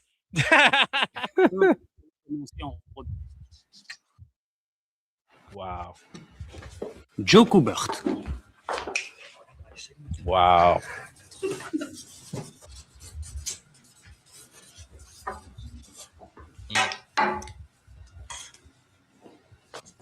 Pandore a inspiré à Neil Adams que voici une idée. Pourquoi ne pas le traiter en 3 époques? Autrefois, aujourd'hui, au futur. On a donc commencé par les temps anciens. Mais ne viennent tout à fait à bout de leur ennemi que grâce à un toujours magistral crochet. Or, un jour, un de ces fameux Superman qui volent au secours des planètes opprimées. Gire s'est peut-être laissé aller au pessimisme, il va s'en expliquer avec Adams pendant que Joe Kubert continue. Imagine that collage, man. I wonder if anybody's got that still. Oh, you know somebody's got it. You know someone has it. Oh. I mean that the things that this is history right here. Le malaise des étudiants, de la pollution. La firme pour laquelle travaille Adams et Kubert a été félicité par le maire de New York pour avoir contribué à la lutte anti-drogue. L'histoire était dessinée par Neil Adams. Wow. Look at that. On a coutume de dire dans le domaine des bandes dessinées, les Américains sont les... Wow. Look at that. Look at that long-haired hippie. Wow. Is that Sergeant Rock? Did he do like a? Oh man, I think so, dude. Oh, look at him. Focus. Look at that intensity. Like they're locked in, man. That's the art flow right there. Yeah. Yeah, that's exactly what you're talking about. No, let the art flow. Yeah, man. That's exactly it. Wow. This is a visual representation of it. Look at that. Look at the energy. Look at that. Wow. Yeah. Wow. Yeah, great stuff, man. Hey, man, it speaks for itself, man. That's it. That's it, man. Wow. Thank you. Yeah, no, yeah. No, you mentioned Joe Kubert, and I was like, you mentioned Joe Kubert. I was like, I saw a clip of them. Like that clip blew me away because I was like, you got like these titans of the industry, just like nonchalantly scribbling. Isn't that I was cool? like, man, it's just amazing. Oh, isn't that the coolest thing? That's what I mean. Where I think about when I say escapism and like the fact of I remember those days where artists just kind of you would do jam sessions and stuff like that. I remember this kid, God, I don't know who he was, but when I was at a con, and this kid just came over to my table, and he's like, excuse me, I'd like to have you draw in my sketchbook. So I'm like, I was like, okay, are you sure? And he's like, yeah. So open his book up. This kid had like the classic Joe Sonata, all like amazing, man, like artists working it, and my hand was trembling, and I'm like, I looked at him and I said, "Are you sure you want me to draw in here?"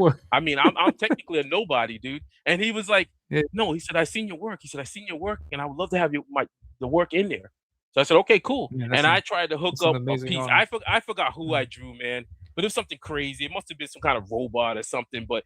Man, I tried to do the best. I put a background in there. I was like, yo, because some of these people, they just had like scenes where they just draw the character but it was a beautiful rendering. But I was like, I gotta try to up my game. Like, so you didn't draw this built, did you, Neil Adams? Yeah. Yeah. Oh man, but that's what I'm saying. That's awesome stuff. That is the legacy that we're both walking in, man. Those shoes that they laid out, the footprints. Heck yeah, and it's incredibly humbling, though, knowing that we're in this industry like they are and trying. Yeah, awesome stuff, man. Thank you very much to everybody in the chat. Please back the book. I'm putting out the link out there. We got like 2-3 backers on the show today, which is great. And I recommend getting that trade paperback for $45. You get issues 1 through 6. You also have the option of getting the digital PDF file. If you're outside the U.S., like in my case, I may get that. All right. That trade paperback is really enticing. That trade paperback is really enticing. I like that cover. Sketch cards and sketch covers, man. Let me draw some artwork for you, man. You know? Heck yeah, man. I'm a collector myself. Nothing beats original artwork. I'm telling that I've had discussions over and over again with people. I'm like, when you get original artwork from an artist, you're getting that history, man. You are now part of it. I look at some of the pieces I have, man, and I go, wow, man, this is a moment in time that this artist is working on it. And I own that. I'm the only one who owns that. So I'm just saying, heck yeah. Again, jump in there.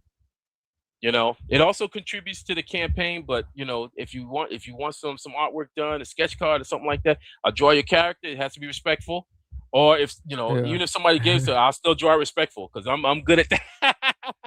But I will hook it up for you. I'll hook it up for you, man. I don't skimp on any of that artwork, man. Oh yeah. I've seen your work, man. You got great work, man. I wonder if Frankie I'm trying to find where that concepts. Wow, try to sculpt. Yeah. Wow, what kind of sculpt? Are you talking like hand? Are you talking like hand sculpting? Or are you gonna use like the computer sculpting? Yeah. He does. The one thing that I've seen is like these are small statues, small sculpts. I don't know exactly what. If I could find something that he's done. Yeah, definitely. Send me a DM or something. Yeah, hold on. Let's see if I could find some of his stuff. 3D because he posted the video recently. God, that's one of the things I missed when I was working at I was freelancing at Olive Jar Animation. They're closed too. They did a lot of stuff for Liquid TV and a bunch of other stuff. But I remember there was a woman who she was the head sculptress, and she was so gifted. Oh my God. I remember going into her office and she had sculpted her neighbor, who was like a 90-year-old woman. Oh, wow. She had a sculpture of the woman like sitting. It was just beautiful. Like I can't even, like, her level of sculpting, hand sculpting, man, was like, like you just sit there going, wow, man. Like, I've been very privileged to be around a lot of different talent. Many of my ex-roommates, Andy Ristano, he left and went on to Adventure Time.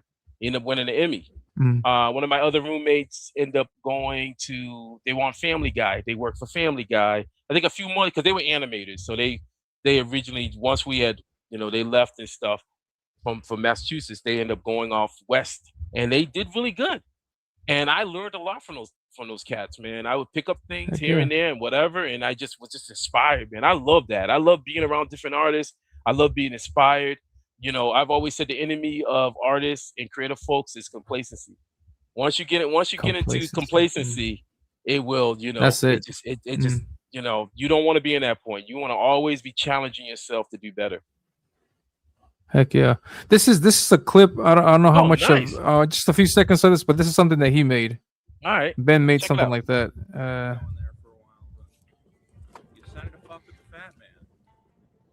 So those are some nice. That's some of his work. Nice. Yeah.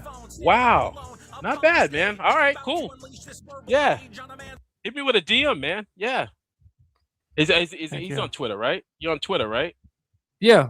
Ben's on Twitter. Yeah, he makes he also does metal work. He does metal sketch cards. I'm sorry, metal trading cards. He does nice lighters. He does bottle openers. A lot of great different things that he's messing with.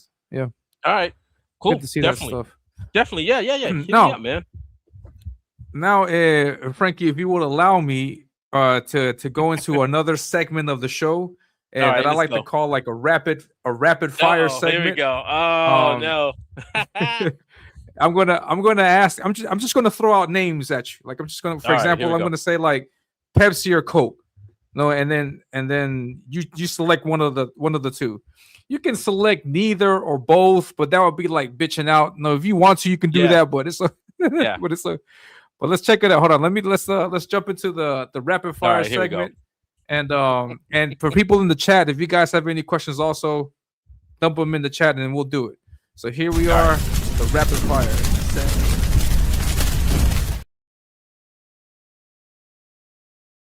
All right. Let's see. Just go select one of the other, or neither, or both, or you let us know. The first question: Marvel or DC? Marvel. X-Men or Avengers? X-Men. Superman or Batman? Superman. Captain America or Iron Man? Iron Man. Now this is like a fight. Who do you think? Hulk versus Superman. Who do you think would win in that case? Superman. Wolverine or Gambit? Not a fight, just Wolverine or Gambit. Wolverine. Dr. Fate or Doctor Strange? Doctor Strange. Wonder Woman or Jean Grey? Oof, Jean Grey. Thanos or Darkseid? Darkseid, man. Yeah. I always trip out when I hear people say Dark Seed. Well, yeah, that's funny. Darkseid. Secret Wars from Marvel, a Secret Wars storyline, or Crisis on Infinite Earths? Oh, dude. Yikes. I gotta say Crisis on Infinite Earths, man. Okay, awesome. Now, X-Men #1 by Jim Lee or Spider-Man #1 by Todd McFarlane? Oh, Jim Lee. I'll go for Jim Lee. Nice. Amazing Fantasy #15 or Action Comics #1, which both are the first appearance of Spider-Man and Superman. For the people in the chat that don't know. Action Comics #1. #1. Stan Lee or Jim Shooter? Damn. Stanley. John Buscema or Neil Adams? Ooh, good one. John Buscema. Joe Kubert or Neil Adams? Joe Kubert. Yeah. Kubert or Mobius? Damn. Yikes. Mobius, man. Oh, nice. John Byrne or John Romita Sr., the dad, not the son. Oh, John Byrne. Nice. John Byrne or Mobius? Oof. John Byrne, man. Nice. For inkers, Scott Williams or Terry Austin? Terry Austin. Yeah, nice. Those are the people that know. Because Scott Williams, he's like, he's very commercial, but Terry Austin, he's been doing some amazing artwork. Yeah. Terry Austin does great work. Yeah, man. Chris Claremont or Frank Miller? Chris Claremont. Nice. Joker or Bane? Joker, man. Yeah, go with Joker. Nice. Let's see. You mentioned Herb Trimpe or Go Najee. Go Najee. I don't know if I have his name. Oh, dude, that's not fair. That is not fair. I gotta go Nage. Go Nage. Okay, I got that wrong. Okay. Jeez. Go Nage. He's prolific, man. That's another level. Heck yeah, man. Dude. You should have been like Jack Kirby and go Nage. Maybe then that would have been crazy. But all right, yeah. Jack Kirby or Go Nage. Oh, dude. God. As much as I love robots too and stuff, I gotta go with Jack Kirby though, because his body of work is that's a lot of massive stuff. It's massive, man. It's pretty big. It's out there. Drawing buildings or drawing cars? They both suck. Yeah, but you know. Well, I don't know. God, cars. We'll say cars, because I had to draw a lot of cars when I was in advertising. Yeah. Drawing horses or drawing hands? Hands. Drawing monsters or drawing women? Oh, jeez. Monsters. Monsters. Drawing kaijus or cowboys? Kaijus. Kaijus. Yep. Nice. If anybody has any comments in the chat, you can drop them in. Also, I'll be sure to ask Frankie. Freddy or Jason? Monsters. Ooh, I gotta go with Freddy, man. Nice. Alien or Predator? Oh, jeez. Oh man. You know, Predator. I'll go with Predator. Yeah. Nice. It must be the dreadlocks. Yes, must be. I love Predator. I do love Predators. I love both of them, but I love Predators, man. We got one in the chat that says Nas and Biggie. Oh, I know my. I'm gonna go with Biggie. I'm going with Biggie. Yeah. Nice. Yeah. Massachusetts is real close to New York. Yeah. It's like, but they go a little bit more old school though. What about the older school cats? Yeah. Yeah, definitely. Now, my last one is American Western comics or manga. You have influence American from both. Western. Yeah, American Western comics. Western. Yeah. Nice. And dreads or fro. He says dreads or fro. Dude, I wish I could grow a fro, but dreads, man, dreadlocks. I wish my head doesn't do the fro, man. I had the steel, the steel kind of cat. Back in the 70s, like those kind of fros that just stop. It looks like a helmet. That's midway here. Yeah, I hate that, man. You look like a businessman, some weird businessman kind of person. Nah, dude. So I started growing dreads, and the dreads just, they stuck. It was meant to be dreadlocks. Nice. We got one in the chat that says Gundam or Robotech. Ooh. Oh, Robotech. Robotech, man. Robotech. Yes. Nice. Macross. Nice. And then Scribe in the chat says Wu-Tang or Tribe Called Quest. Oh boy. I gotta go with Tribe Called Quest, man. Yeah, man, I would have went. I love that sound. Wu-Tang, but yeah, I know Wu-Tang. It's a tough one, but I love Tribe Called Quest. It's a tough man. one. The flow, man. Heck yeah. And then he also is Slayer or Metallic. Ooh. Metallica? I'm assuming it's Metallic. I'm not sure. I'm gonna go for Metallica. Nice. And then right answers, I agree. Are you? Roy says, "Are you in Massachusetts, Frankie?" So Bill Burr. I'm assuming it's Bill Burr or Patrice O'Neal. Bill Burr. Oh, Bill Burr. Yeah, the comedian, Bill Burr or Patrice O'Neal. And I'm gonna be seeing him. My wife is giving me a and she told it already, but it was like an early birthday present. And she was like, because I wanted to see my man for the longest time. She said, "You're gonna go see him." So he's gonna be doing a show soon, and I'm gonna see him, man. That's my man, Bill Burr, representing. Awesome stuff, man. You got to face some kaijus against each other. Are kaijus fighting each other in your book also? I'm assuming, no. There's a lot of fighting going on. Yeah. That's all you get. There's a lot of fighting going on. Nice. Roy's like, what, you this, Patrice? We got love for everybody, man. Heck yeah. Yeah, rest in peace to Patrice, man. He's a great comedian. Yeah. Love that guy. Funny. Yeah. And then Mr. Belvedere says, or growing pains? Oh, Jesus. Oh, man. God. What about different strokes?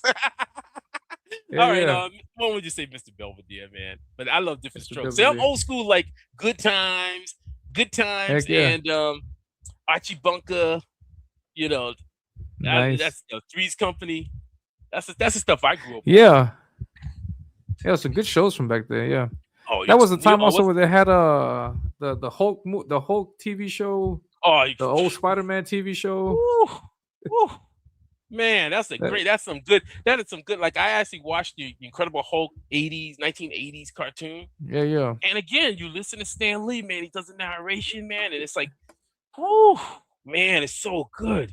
The music, the thing about it was when you look at a lot of 80s shows, they really everything clicked. Like, the music was so good. The music on the shows were good, man. And then the dialogue and it just was just all good. I wish I could get most of the music from all of those shows, man. Galaxy Rangers, Jason and Will Warriors. Ding ding ding ding ding. Man. Oh, how did it go? Oh my God. Lightning strikes. Heck yeah. Love that stuff. Yes. And we got some more questions coming in. All right, Godzilla or Ghidorah? Ghidorah, Godzilla. Yeah. Yeah. And then Kayla says Godzilla or King Ghidorah? Same thing. Godzilla. It says and Gurus or manga, I'm assuming. And Manda. I'm gonna say Manda. I'm gonna show some love for Manda. Manda's like this serpent. It's like a underwater. It was like a serpent and stuff that was in the movie. Yeah, it was pretty cool. But it doesn't get that much love, so I'm gonna say Manda, man. Anguirus was like Godzilla's little pal and stuff. He had spikes on his back. Man, I was never aware of that monster. I was usually watch. I mean, I've seen a bunch of. This is why I say. Manda's interesting. This is why I say. I know Rodan.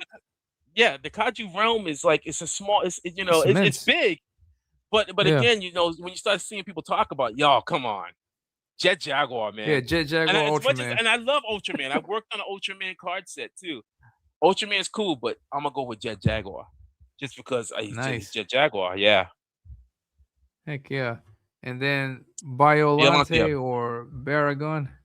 I gotta go for Biolante. I know, the name's crazy, man. No one's... Yeah. I had... Ghetto Robo or Voltus 5. Ghetto Robo. Voltus 5 is cool, but Ghetto Robo. That's this... I don't know if you'll watch Force 5. I don't know if you saw Force 5 and stuff, but Star Avengers. Yeah. Interesting.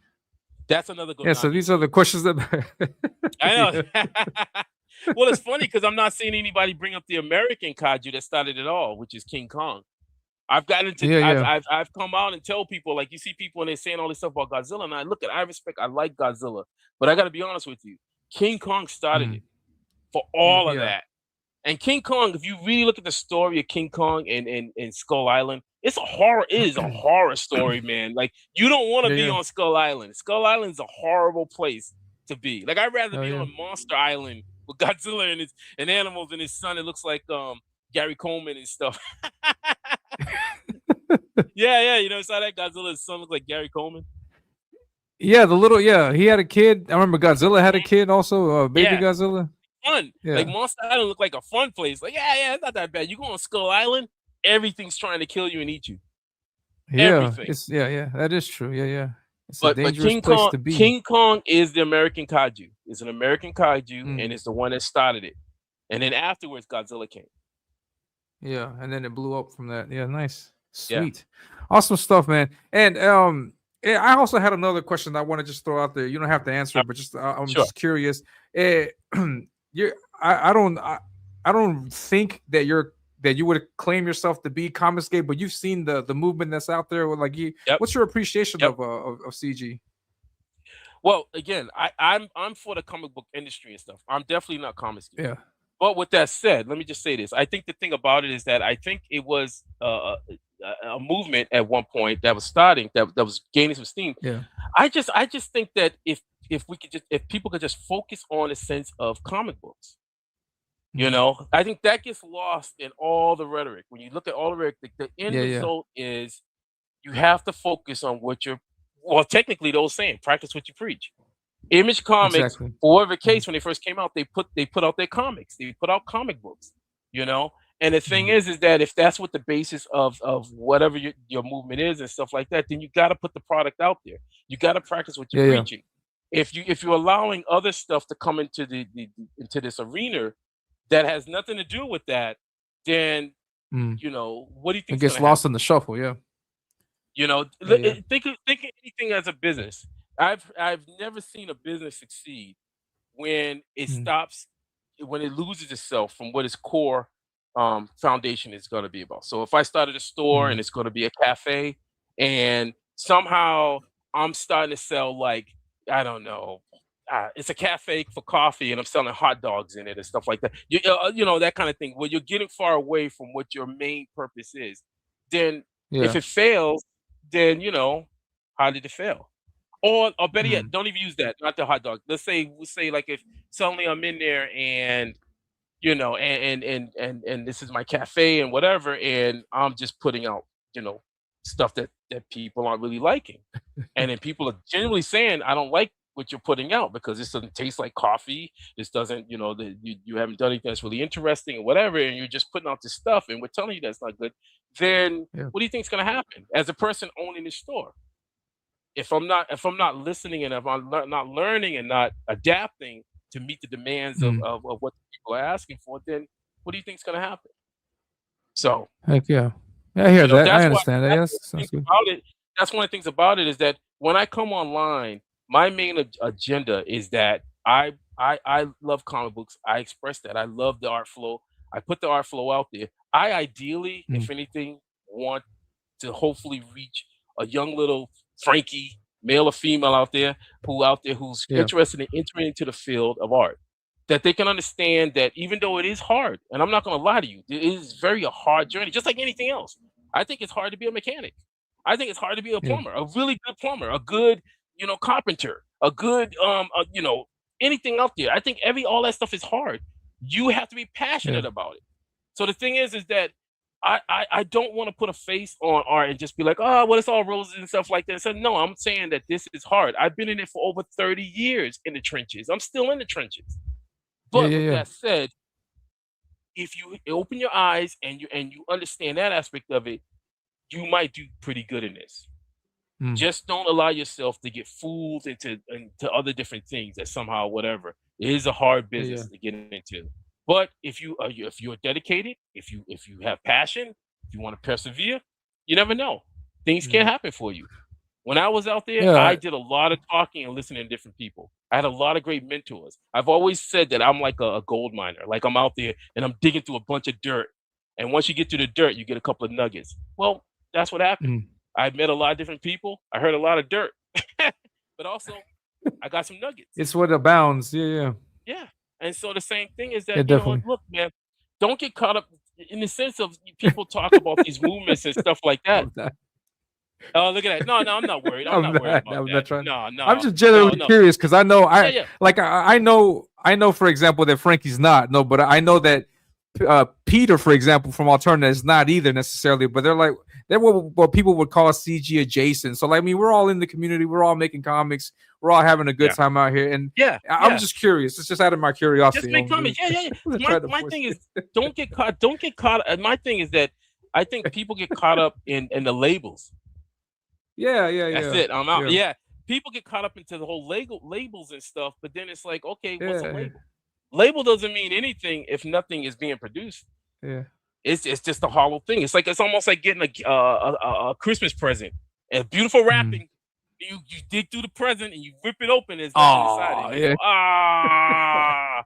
There's nothing inside. So the thing is that don't you want to put something? I know I want something in there. I want something in the package too. So the thing is that you have to fulfill that. You got to go out there and do that. So I don't know. For me, I was never much in school. I was never much a label. I talked to any and everybody. I knew cats that were bangers. I knew cats that were bangers, but I also knew cats that were goths. And I knew cats that were into metal. I knew cats that were I always talked to any and everybody and stuff like that. It's just by nature, you know? Heck yeah. Awesome stuff, man. Yeah, and from back in the day, so it was way back. Yeah, he Alterna was way back. So it has to be over 20 years then of their 2007 is what it's what I remember. It's what I hear. Wow. But yeah, awesome stuff, man.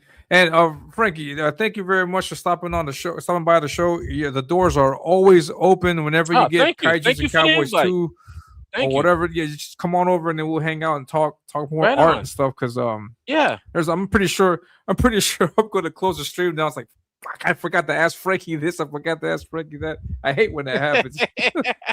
No, the chat. Thank you, chat, for coming and stuff. I mean, You listen to this old man ranting and stuff like that. I appreciate it. Oh, yeah, we love it. You guys, the thing about it is that we can keep this thing going. Comic books are not dead. I'm tired of hearing that crap. Indie comic books have always been the foundation of this thing. They have always been the foundation. We are not going anywhere. There's thousands of creators out there that are putting out some solid stuff. All we need is people just to put more flashlights on us. We're out here on the field. We just need the flashlight to sort of go on the field. They're out there in the corners and the shadows and stuff. So definitely go out there, support whatever comic book creator that you like or fancy. Go out there, just do it, man. And let's just keep this thing going. There's a legacy here. Don't let the legacy die. Don't let it die. Heck yeah, man. Yeah, I wholeheartly agree. And yeah. Yeah, Kayla's a big fan. Yeah, I know that. So man. Heck yeah.